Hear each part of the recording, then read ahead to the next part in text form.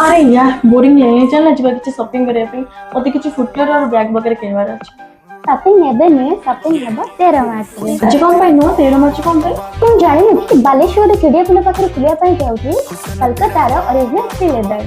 आ गोटे कथा जानिछु free leather प्रथम थर ପାଇଁ दबाको जाଉଛି धमाकेदार ऑफर जेमिति कि 999 ले परचेस कले 400 रो गोटे बैग फ्री। आ हां एटा ओनली 13 मार्च को। श्रीरामपुर सेवा समवाय समिति रे धान किणारे व्यापक अनियमितता जिला कांग्रेस उपसभापति नेतृत्व में जोगाण अधिकारी को दाबीपत्र प्रदान कले चाषी। बालेश्वर चाषी को टोकन मिली हेले धान मंडी चाषी धान मिलर माने उठाऊ नांती। एही भली संगीन परिस्थिति सदर ब्लॉक रो श्रीरामपुर सेवा समवाय समिति रे घटिछि। जिला जोगाण अधिकारी एवं मुख्य जोगाण अधिकारी मिलर मानकु ट्रक पठाई धान उठाइबाकू निर्देश देइतिले मध्य मिलर माने अधिकारी मानकर निर्देशनामा को खातिर करू नांती। तेणु जिला कांग्रेस उपसभापति सरोज कुमार लेंका नेतृत्व में शताधिक चाषी मंगलवार दिन जिला मुख्य जोगाण अधिकारी को भेटी ए मर्मरे दाबीपत्र प्रदान करिसेंती।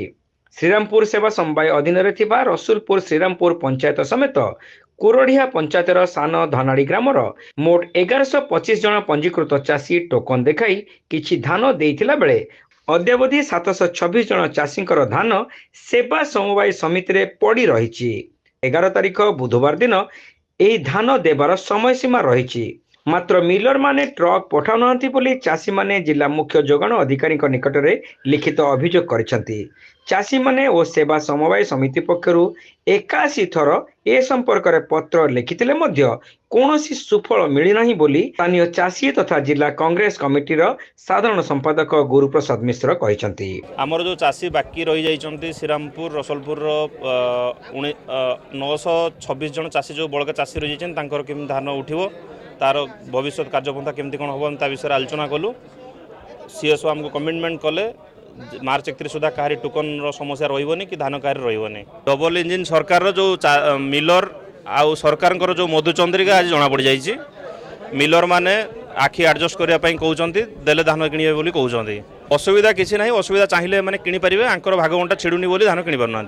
ऑफिसर एवं मिलर मानक मध्य मधुचंद्रिका रहिथिबारु चाषी मानकु शोषण करा जाउछि बोली युव नेता सरोज लेंका अभियोग करिसेंती। समस्या होउछि धान गत वर्ष श्रीरामपुर पंचायत सोसाइटी रे जो भलिया धान उठेवा इश्यू नहीं आम सदर विधायक एते व्यस्त थिले किंतु आज सेटा देखा मिलूनी। चाषी को केमती हत्या करेंगे तारी योजन सी अच्छा जदि से होता ताले आज से एमएलए चाषी को केमती धान उठो ता व्यवस्था करते चाषी केमती बचे धान केमती उठो से सीएसओ को जनइलु। सीएसओ आमको प्रतिश्रुति देले जे डेली गोटे गोटे गाड़ी करके धान उठेबू जो धान रही तुम टेंट लगे से धान सोसाइटी रहीटा पछर आम उठेबू। किंतु आमर कहबार कारण हो ये डबल इंजिन सरकार चाषी को बचापी देवे ने जो चाषी 3-4 मास आपणकर काद वर्षार खटी दीटा धान बिकी संसार केमती चलेबे ता व्यवस्था करेंगे ना कमिशन खाई सरकार केमती चलेबे तार व्यवस्था करेंगे। विशेषकर आमर ये सदर विधायक राति रे दौड़ुले आर गत वर्ष जून 30 रे सोसाइटी को धान केमती उठिबो आंखि दियंतु राति अधर किंतु आज तांकर देखारसन नाही। तेणु चाषी को हत्या करवा योजना एमानकर किंतु आम्भे समस्ते एकजुट ही चाषी को आमे से मरण मरु बंचेबू एवं आंकु दृढ़ जवाब देबू। भविष्य रे ये तो सरकार छाड़ू आमे विशेष करी ए सीएसओ को आम जनइबू जे चाषी केमती बचे ता व्यवस्था करेंगे आपण करने बाध्य हेबे। रेमुणार पूर्वतन विधायक सुदर्शन जेना समितिर सभापति सावित्री मिश्र उपसभापति मंजुलता पति निर्देशक शंकरषण प्रधान मानस महापात्र प्रशांत जेना शक्तिरंजन गोच्छायत अमित कुमार पति अरूपानंद बढ़ई आनंद राउल प्रमुख एही दाबीपत्र प्रदान बेले उपस्थित थिले।